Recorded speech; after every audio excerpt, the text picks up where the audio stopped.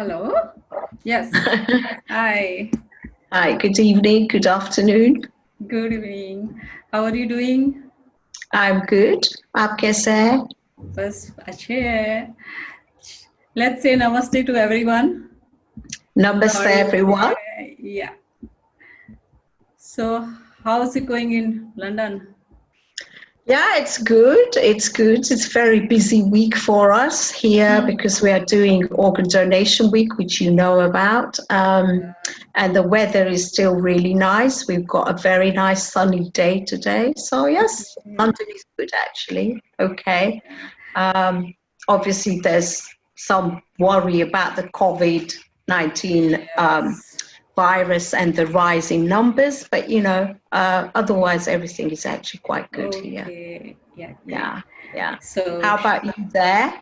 It's same here. I guess numbers are increasing right now. COVID. Yeah. So, have to be very careful. Yeah. Okay, let's start. I shall start with your introduction to the audience. Yeah. Okay. So, Namaste dosto. Today our guest is Miss Prafula Shah NRI from London. Prafula ji runs her own communication and PR agency and works with central and local government in the UK and also some well-known projects including the redevelopment of world-famous Wembley Stadium. Wow. She is a live kitty donor, a Jain community leader, and a social activist. So today she is with us to talk about organ donation awareness. Welcome, Prafula ji. Welcome. Thank Namaste. you. Yeah. Namaste. And thank you so much for allowing me this opportunity to talk about a subject I'm very passionate about. It's an honor. It's an honor to have you here. So tell us about your journey from India to NRI. So I was born in Nairobi in Kenya, and my father at a very young age actually left India and went to Nairobi, and he pretty much spent his career there. We had a milk dairy. So he had kind of continued his farming tradition in Nairobi, and he used to supply milk to Nairobi and all of the kind of underlying, neighboring areas. And then in 1969, we left Nairobi to come to live in India because my grandmother, my father's mother, was still alive. And so we went to live in a very small village near Jamnagar, where my father is actually from. And so that was an incredible experience for us because we came from a land that was so unlike anything in India. And lived there. And then my father came to London, and in 1974, he came back to India. He came back to India several times, and then in 1974, we all shifted to London. And we are a family of girls, so I've got 4 sisters. And it was mainly because my father was very keen that we should all get a good education and stand on our own 2 feet. And that's what was his motivation for moving to London. So we've lived here since 1974. Yeah.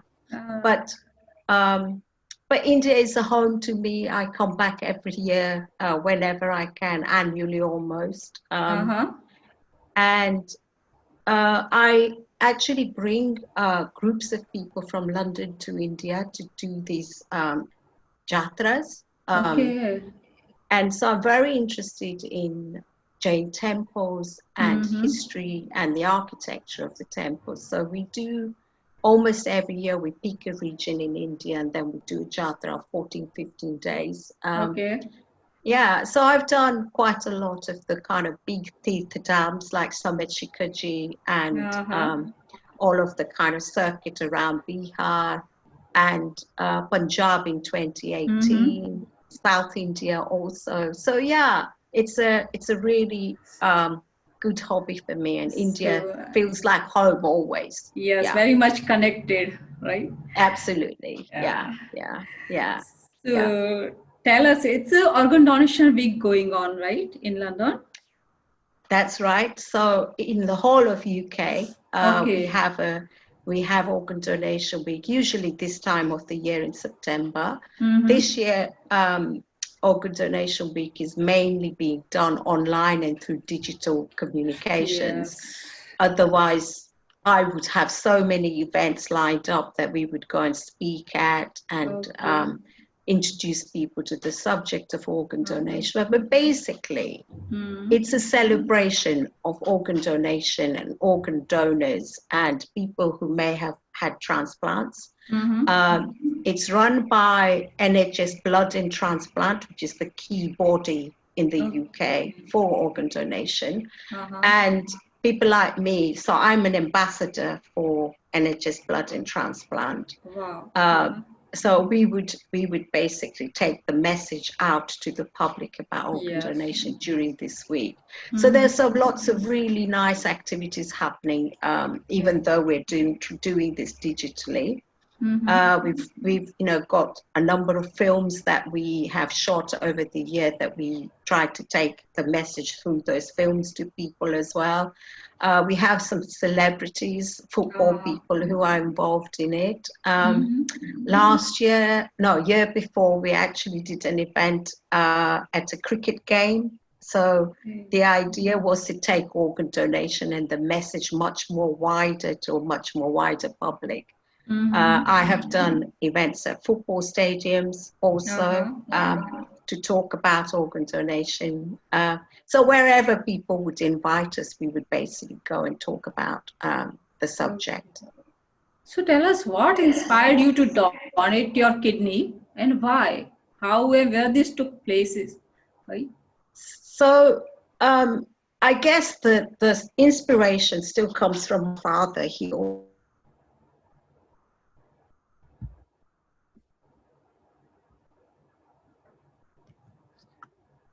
Hello?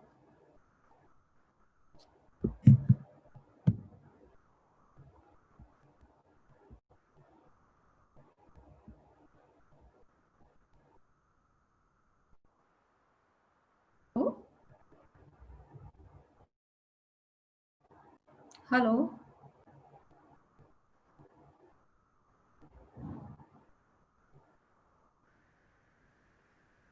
Hello? Hi, can you hear me? Yes. Yeah, tell Okay, me. sorry, what happened It's there? okay. Yeah. So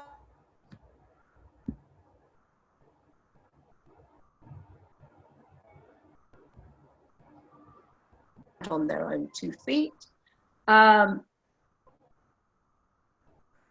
Hello?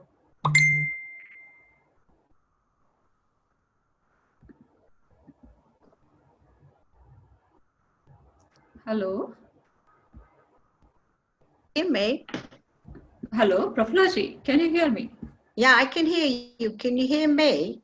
Yes, now I can hear you. Yeah. Oh, So I don't tell, know what's happening today. yeah, maybe network issue. Yeah. So, So my sister's daughter, hmm. who was born with only one kidney. And Oh, so for years we have known that she may need a transplant in the future. mm-hmm. And we were told that maybe by the time she's about 12 or 13 years old, but actually she took such good care of herself and her diet and everything that she went through university, completed her schooling, went to university and got a Mm-hmm. master's degree from King's College in London. Mm-hmm. And in the June of 2017, she Okay. was told that her kidney function had gone down to 10%. Ah. And that she would have to start dialysis. Mm. So this is a 24-year-old, and for her, it was almost like this is the end of her, so many things that she had inspired to do or wanted to do. And I think it was the first time in all the time she used to go to hospital all the time. She missed a lot of schooling, but still continued, to do what she Mm. needed to do. Mm-hmm. But it was the first time after hearing that news that I actually saw how upset she was about this. And I'd always said that when the time comes, whenever that time comes, I will do the test to see if I can donate a kidney to Shakti. Very As it happened, a number of us in the family tested, and none of us were a match to her. Oh, And this is quite a challenge because you not only have to be a blood match, but you have to be a tissue match. okay. And in the UK, particularly right now, there are 6,700 people waiting for transplants, and one third of that figure are people from the Black and Asian Asian communities. countries. Yeah. Yeah.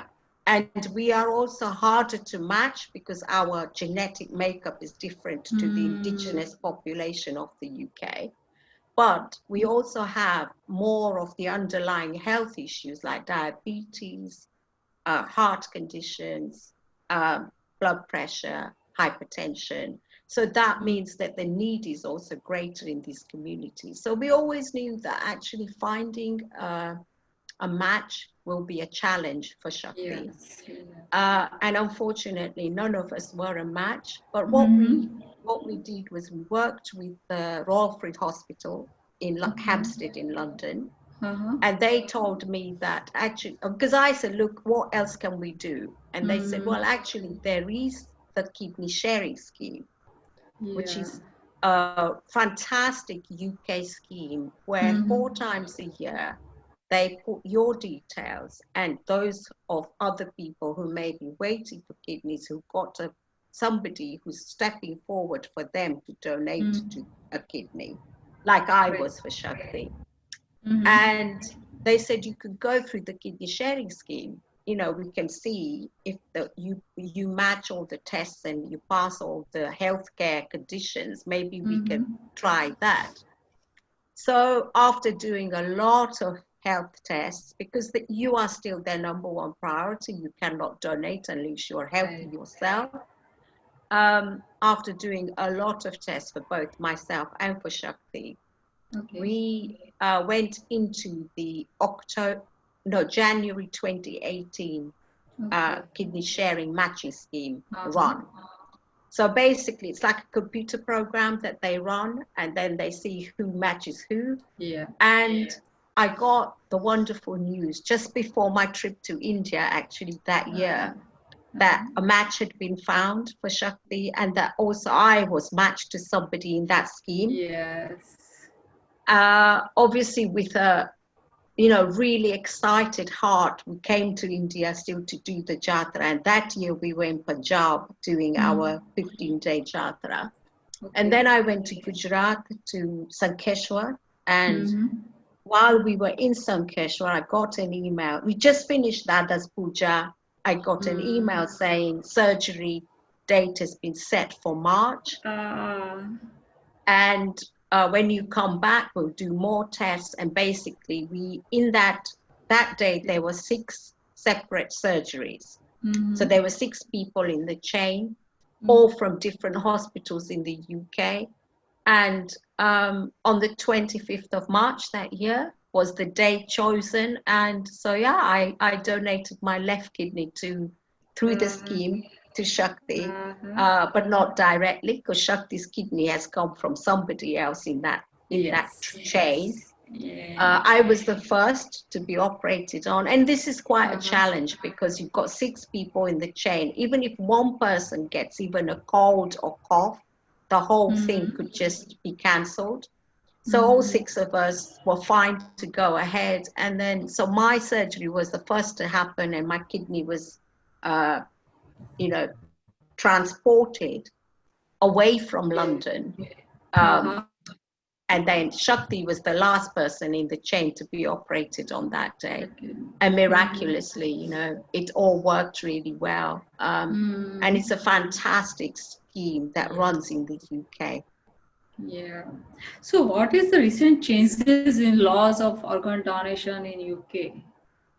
So up until May of this year, we had a system where you had to choose to be an organ donor. It was called opt-in. So you register your wish to be an organ donor. And this is organ donor in death. So when you are no longer you're no longer here, your organs are not needed, and people register to donate them. if they can. This year, the law has changed to one of deemed consent, or also known as opt-out. So unless you opt out, you're actually deemed to consent to donate. So, Yes. which means you're automatically on the register. But again, you still have the choice, and should that, moment occur when they may have to do this, your family is still consulted, and you can still say, I'm going to register. So we always try and say, okay, you're automatically on the register, but actually, why don't you still register and have that conversation with your family and friends, so they know Right. what your Yeah. decision is. Yeah. And the law change has actually brought a lot of benefits. Obviously, it's early days, and then COVID happened. So during COVID-19, all the transplants had stopped. They've started again Yeah. now. Okay. And figures have slightly risen in terms of the waiting list. But, I think this law will make a big difference. So Yeah. the law change was for England. For Wales, the law had already changed, and they are already seeing lots of benefits from it. Yeah. And ultimately, people are keen to register, so they registered that decision Yeah. to opt in or opt out. And currently, the opt out is basically the default position. Okay. So why you are involved with organ donation promotion? I mean, what motivates you? So I hear, lots of people through the work that I am doing as an ambassador for NHS Blood and Transplant. I'm also part of in the UK, we have set up a Jain and Hindu organ donation committee. Yeah. And so I'm part of that also. And I guess my motivation is that I have made a commitment to myself that I want to see nobody dying while they're waiting for a transplant. Okay. And so as an ambassador, I do a lot of awareness raising, really, both in the Jain and Hindu communities, but also more widely. Mm-hmm.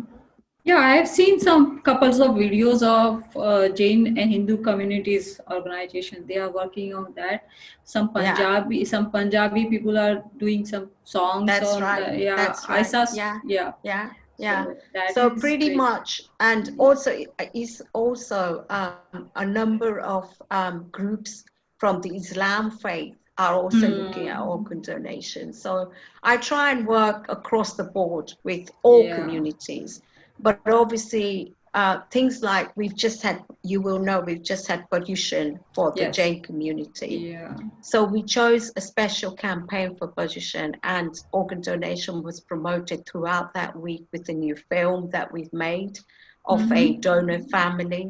A very powerful message in there of a donor family who donated, this man who donated his wife's organs basically when she passed away. And that really motivates people because they hear the stories of other people. Yes. And I work with a number of kind of other colleagues who are doing similar work, who are also ambassadors for NHS Blood and Transplant. So why you choose pollution for that? Because we wanted to raise awareness of organ donation as a form of seva and dan during this Yes. very auspicious time, which is, pollution. So we were saying to people, as well as the aradhana that we will all be doing, and the fasting, and listening to our lectures and pujas and other activities where we pratikam and etc. we do during pollution. Let us think about actually how can we improve somebody else's life when our Yes. organs are no longer needed. And I Yeah. think it's probably the greatest seva or dan that you can do. And obviously, Jains do believe seva, dan, anukampa. So this seemed like a really good message to fit into that time. Okay. And we are currently also planning a campaign for Diwali. Wow. So yeah. So similar, but not similar. We will be doing something special for Diwali as well this year. You will be doing virtually everything, right? Yeah, pretty Yeah. much, because we don't still know how this is going to go. Yeah. So everything that's being planned is virtual. So how do I'm you do work that? So lots of webinars, Yeah. Zoom meetings. We want to actually reach out to the younger people in our communities. Yes. So a lot of work via social media platforms. Mm-hmm. Okay. And actually for Bajushan, it was interesting because I reached out to community ambassadors who were Uh-huh. like sharing all the information on their own social media platforms. And so we would try and kind of do a similar exercise for Diwali, but it's likely to Mm-hmm. be maybe arts or music led.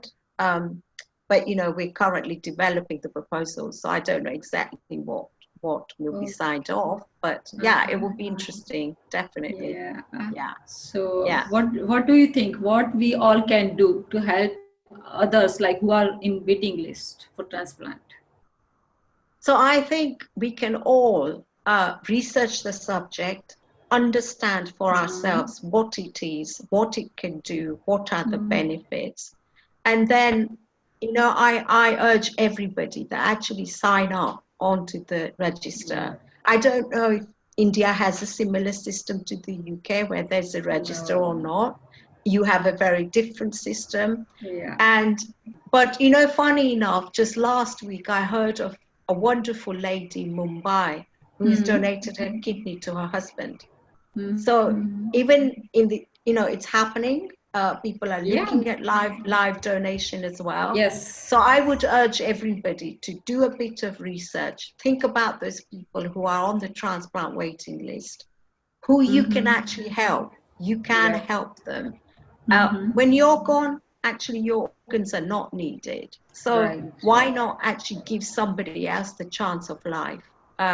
So that's what I would like everyone to do, is to think about it, talk Yeah. about it, normalize it as a normal conversation.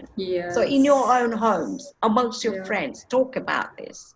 Yeah. It's just a lack of awareness. I guess everyone wants to do that, but just Yeah, yeah, yeah, yeah, you yeah. And have I to. think, if I may say so, I think also the rules and regulations around Yeah. organ donation need to be reviewed and looked at so that you can make it possible, Okay. and take away a lot of the complications. So, for example, in the UK, the Mm-hmm. Human Tissue Authority, there's an Okay. organization called the Human Tissue Authority, and that regulates organ donation. So in the UK, we are not allowed to be compensated in monetary terms for donating any organs.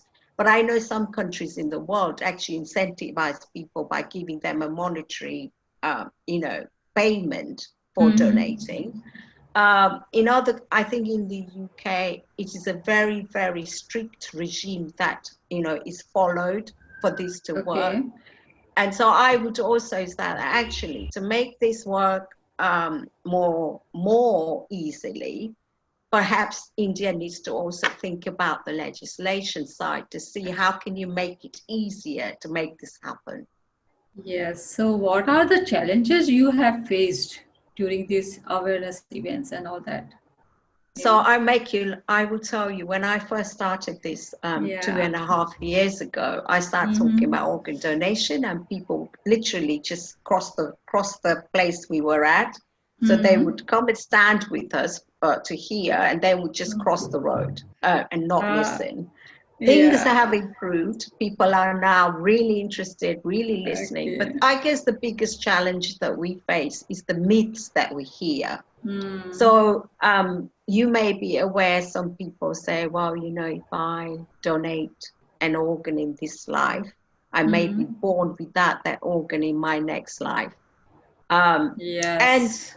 until, we don't know this to be true because we have not seen our next life. Hmm. And until and unless we have that as a proof of any kind, I just want everyone to kind of consider and research the subject. So the challenges we face are many, and this is not just from our communities in the Asian Okay. communities.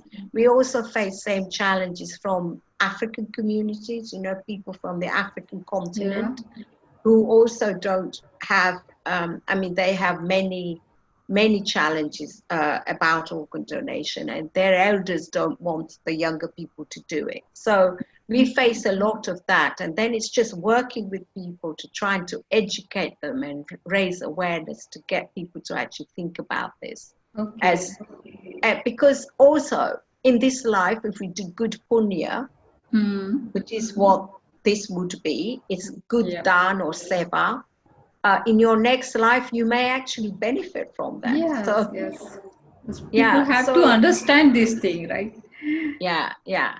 So there are many challenges, and we face questions about it, but there's a lot of information as well that people can find on the NHS Blood and Transplant website, where Yeah. they can find the stories, the material, and I think that's what inspires people in the end to actually say, okay, you know what, I'm going to make this decision, not for me, but for Yeah. somebody who is waiting that I can actually help. Okay. So what is the response of white people? You are talking about Asian people, right? And Yeah, Africans. What about yeah. white people? How they respond? Well, they are generous to a point. For them, there's Oh. no issue. They sign up. Uh-huh. There are some who Yeah. still find the subject quite challenging, and they don't really want to talk about it. But Oh. we in the Asian community wait a lot longer for transplants because there aren't enough people coming Uh-huh. forward to donate. Okay. Uh-huh. Whereas the white people don't wait as long. So whilst it's a challenge for them also, they don't wait as long because there are many more people willing to donate. Hmm. It's a great thing about them. Yeah, Yeah. yeah, yeah. Yeah. So how come And you? Yeah. Go ahead. there's an age, I think there's an age and a demographic there as well, where, we find that younger people are Hmm. much more positive about organ donation than Okay. perhaps the older generation, maybe. Uh-huh. Because it's the older generation that may have come from other places to live in the UK. So for them, this is also quite new. And unless you're actually faced with this situation in your own family or someone very close to you, you Yes. may not even bother to go and find out, Yeah. the information. So Mm-hmm. um, through this work that we're doing, we're actually trying to get people to be more aware of what can be done and how they can help others. Yeah. So how do you run these awareness events? Like you go to school, colleges, and all? So we go to community events. As I said, we go to places like sports Yeah. events. So I've done football events. We've done a cricket event, Okay. and then we do work in schools and colleges as well. Mm-hmm. And a lot of it is also social media, and I get invited by people like you Yeah. to come and talk about it, on platforms that Yeah. are in different Yeah. places. Um, Yeah. so yeah, we explore quite a lot of opportunities. We get invited by companies like corporates as well to come and talk to Uh-huh. their staff about it. Okay. Yeah, so there are many opportunities. Mm-hmm. Sometimes there aren't enough of us actually to go and do the events and talk about this. And in a way, that's good because social media allows us to reach a much more Yeah. wider audience. Yes, you can reach to any part of the globe, right? Through social Yeah, media. yeah, yeah, yeah, Yeah. exactly, It's a great thing. exactly. Yeah. Yeah. So what is the one thing you would like everyone to do that? So I think the one thing I would like everyone to do is Uh, consider organ donation after death, because you yeah. can, when you're gone, right? So if you have Agni Sanskar, you're going to turn Mm, to Rag. If you're someone who will be buried, you will turn to Miti. mm, And actually, if you consider organ donation after death, you could improve somebody else's life and you could give them that chance of a yes. better life. I want to share a really striking, powerful story with your audience actually today. Okay. So Yeah. Go ahead. I work with a really wonderful lady called Pragna Patel. Okay. And she was in a very challenging situation almost 2 years ago now. In fact, this week is the anniversary of this event happening. She donated her son Karan's organs. He was involved in a tragic car accident, and there was no hope that he would survive that accident. And she was asked, when he was in hospital, she was asked by the special donation nurses at the hospital whether they would consider donating his organs. He was only 19 years old. So he was a very young, person, very healthy. And after several conversations with the medical teams, she made the decision to donate Karan's organs. And that decision meant that both of his kidneys, his liver, his heart valves were donated, and he actually managed to save 6 people's life. One person, 6 people's life. Yeah. And although from this horrible tragedy, something fantastic and wonderfully positive has happened that gives her, sometimes when you lose someone you love, the grief is enormous. But for her, the legacy that Karan has left behind gives her the reason to get up every morning. And, she lost her very young son, but now she says, he has left an amazing legacy that has helped so many people. So the one thing I want everyone to think about is this, that when we are gone, we don't need our organs, actually. But there are lots of people who do, and we can really help them.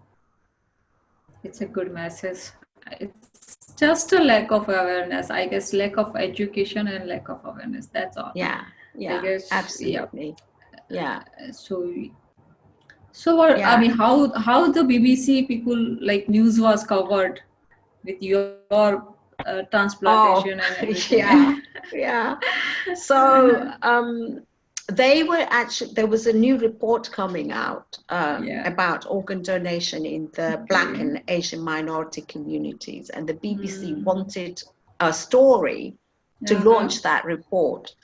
So they heard that I was going to be doing this, and they got in touch with me and said, look, would you give us an interview, to talk about why is it that you want to do this?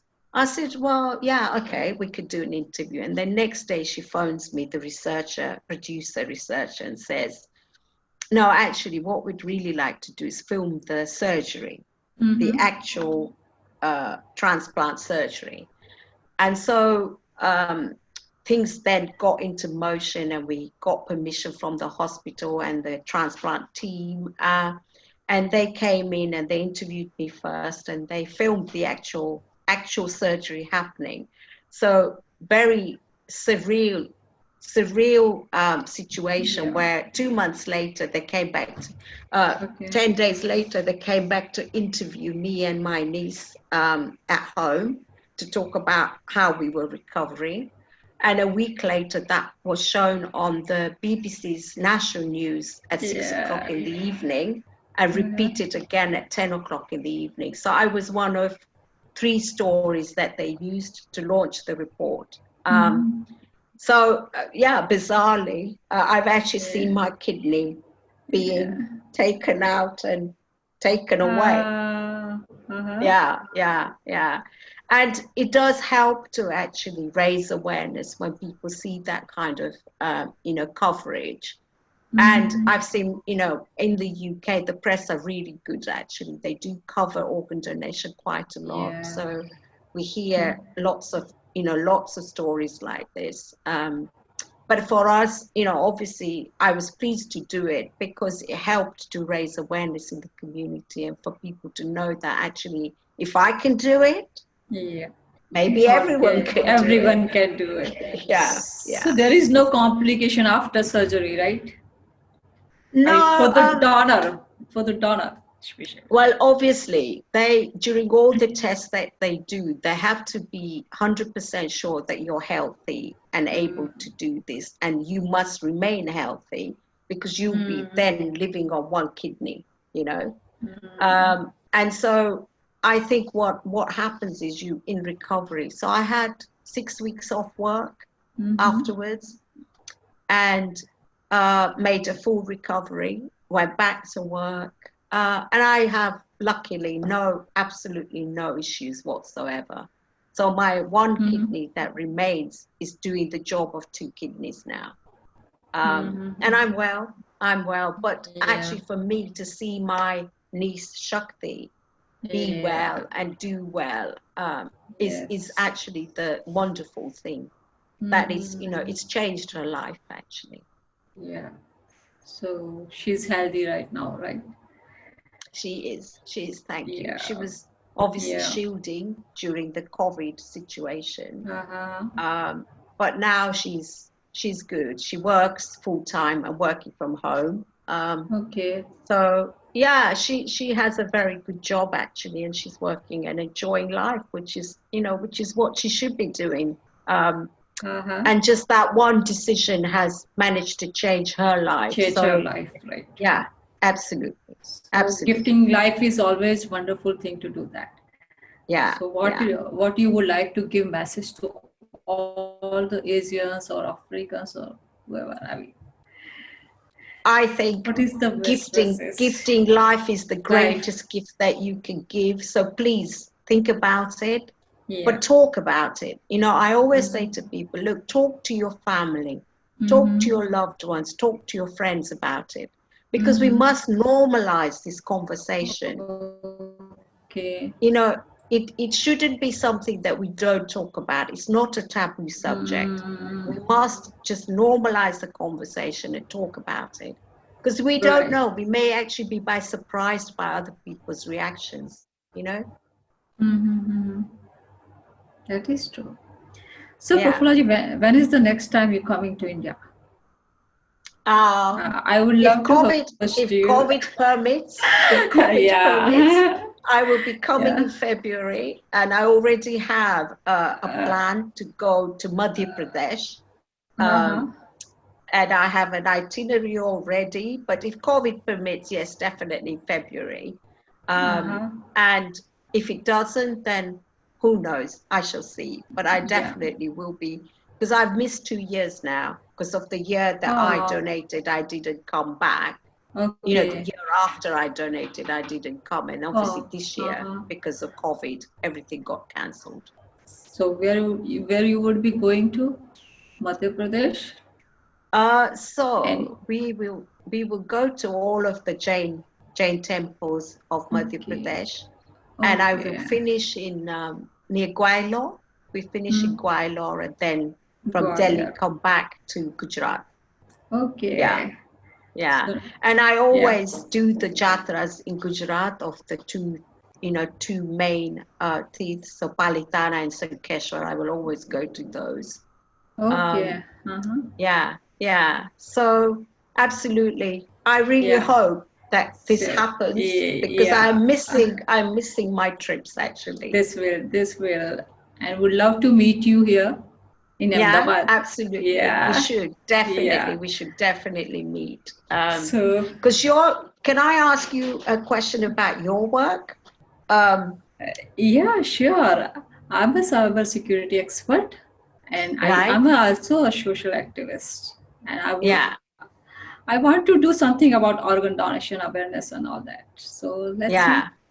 Yeah, absolutely. Once COVID is over, we can go to schools and colleges and try to convince people and all that.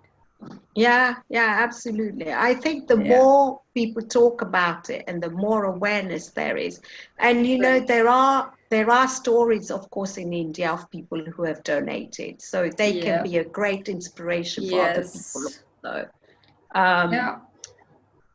And I know there's a lot of work going on in India as well, but it's just kind of pulling it all together, isn't it? And making sure that you raise awareness in the places that you want to reach out to people, where Right. the greatest need may be. Yeah. And work with the medical teams, in the country that we're talking, wherever you are, because they can bring a lot of really good knowledge, because we always have medical speakers at our Yeah. events as well. So we would have the transplant surgeons or the consultants who come and talk at those events as well. Sapna ji, my phone is ringing. So, thank you, Prafula ji. Let's conclude here then. Thank you. And it was an interesting, insightful. Thank you. You are a real hero.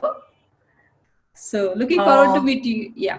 Lovely. Thank you so much for inviting me to Namaste. talk about this. Thank you. And namaste. Thank you so much. Yeah. Bye bye. Thanks.